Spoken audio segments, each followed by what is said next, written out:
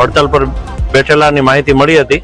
એટલે કલેક્ટર સાહેબની સૂચનાથી તેમના પ્રશ્નો સાંભળવા અને પ્રશ્નોનું નિરાકરણ કરવા માટે હું નાયબ કલેક્ટર અક્ષર વ્યાસ અને મારી ટીમ મામલતદાર સાથે અહીંયા ઉપસ્થિત રહેલા હતા. બહેનો દ્વારા જે કોઈ પણ પ્રશ્નો છે તે પ્રશ્નો સાંભળ્યા.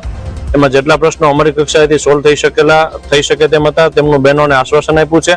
ઉપરાંત જે નીતિગત વિષયો છે અને અન્ય પ્રશ્નો છે તેની માટે માન્ય કલેક્ટર સાહેબના અધ્યક્ષસ્થાને વિવિધ સ્ટેક હોલ્ડર્સ છે એ સ્ટેક હોલ્ડર્સની આવતીકાલે એક મિટિંગ કરીશું અને મિટિંગમાં દરેકને કલેક્ટર સાહેબ દ્વારા યોગ્ય સૂચના આપશે અને એમના પ્રશ્નોનું ઝડપથી નિરાકરણ આવે તે પ્રયત્નો તંત્ર દ્વારા કરવામાં આવશે. અમારા ઘણા બધા પ્રશ્નો હતા, જેમ કે મિસબિહેવ, જેના મતલબ જે વોર્ડન ને લોકો છે એમના બહુ મિસબિહેવ છે. એ સિવાય રજા બાબતે અમારી ઘરે જઈએ છતાં બી એમને રજા ન આપવામાં આવે અથવા તો અમે બધું માગીએ તો મિસબિહેવ થાય.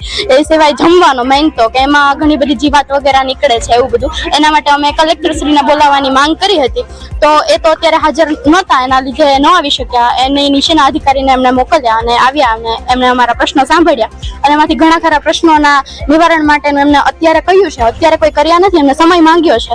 હવે અમે રાહ જોઈએ છીએ એ સમયની અંદર એ પૂરું કરે છે કે નહીં.